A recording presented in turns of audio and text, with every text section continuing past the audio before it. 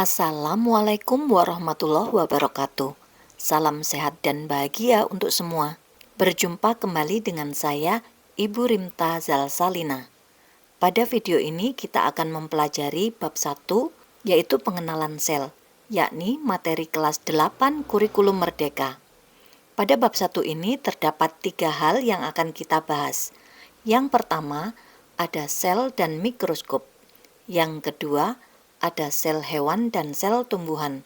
Kemudian yang ketiga, ada spesifikasi sel.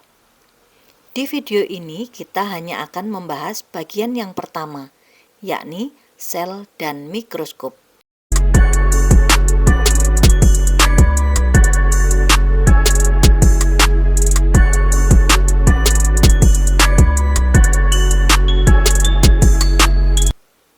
Ketika kalian mendengar kata sel, apa yang terlintas di kepala kalian?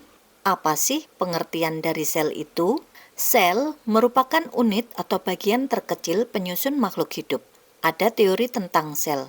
Yang pertama, seluruh makhluk hidup tersusun atas sel. Yang kedua, sel itu adalah unit dasar dari struktur dan fungsi makhluk hidup. Yang ketiga, seluruh sel itu berasal dari sel sebelumnya. Baik, kita lanjutkan pembahasan ke penemu alat untuk melihat sel yang disebut sebagai mikroskop. Para ilmuwan yang meneliti tentang sel itu membutuhkan suatu alat untuk meneliti bagian-bagian sel. Tanpa alat tersebut, teori tentang sel tidak akan tercipta. Dan tentu saja, penelitian tentang tubuh makhluk hidup tidak akan bisa dilakukan. Yang pertama, mikroskop yang diciptakan oleh seorang ilmuwan asal Inggris yang bernama Robert Hooke pada tahun 1663.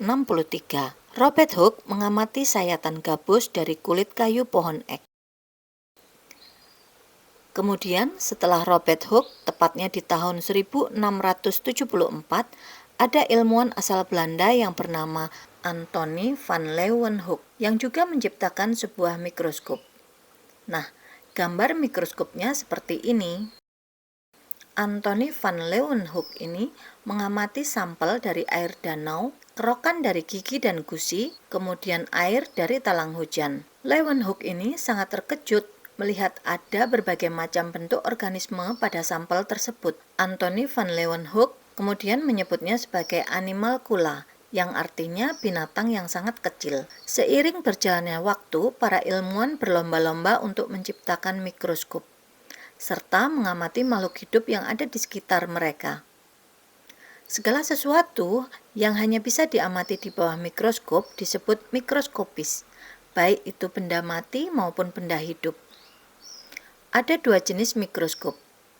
Ada mikroskop cahaya dan ada juga mikroskop elektron. Kalau mikroskop cahaya menggunakan cahaya yang merambat melalui lensa untuk menghasilkan suatu bayangan diperbesar. Mikroskop cahaya ini ada 2 jenis, yaitu mikroskop monokuler dan mikroskop binokuler. Perbedaan dari kedua mikroskop ini terletak pada bagian atasnya yang disebut dengan lensa okuler. Jumlah lensa okuler pada mikroskop monokuler hanya 1. Sementara pada mikroskop binokuler ada 2 lensa okuler.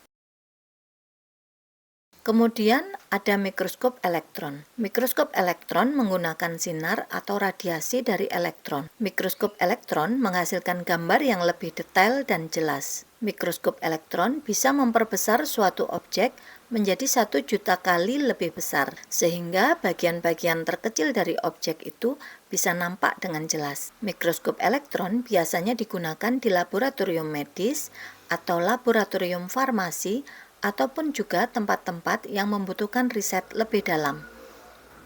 Bagian-bagian dari mikroskop cahaya. Yang pertama, ada lensa okuler yang berfungsi untuk memperbesar penampakan objek. Kemudian ada tabung mikroskop yang merupakan penghubung antara lensa okuler dengan lensa objek. Selanjutnya ada pengitar. Pengitar ini tempat lensa objek. Kemudian yang ini ada lensa objek, fungsinya untuk memperbesar objek. Lalu yang ini ada tombol pengatur pemusat, fungsinya untuk mengatur intensitas cahaya. Lanjut ada lengan mikroskop. Bagian ini fungsinya untuk dipegang ketika akan memindahkan mikroskop. Kemudian ini ada mikrometer. Mikrometer ini fungsinya untuk memfokuskan bayangan secara lambat. Selanjutnya yang ini makrometer. Makrometer untuk memfokuskan bayangan secara cepat. Kemudian ini ada meja objek. Meja objek ini tempat meletakkan objek. Kemudian ini ada lampu. Lampu ini sebagai sumber cahaya, dan yang ini adalah dasar mikroskop. Dasar mikroskop fungsinya untuk menjaga kedudukan mikroskop, sehingga dia tidak mudah goyang.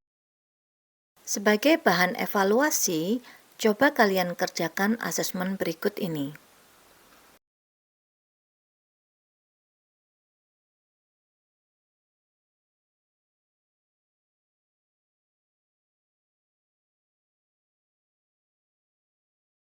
Baik, sampai di sini dulu. Kita akan lanjut membahas tentang sel hewan dan sel tumbuhan di video berikutnya. Matur nuwun, terima kasih, bujur melala. Semoga pembahasan kali ini bermanfaat. Wassalamualaikum warahmatullahi wabarakatuh.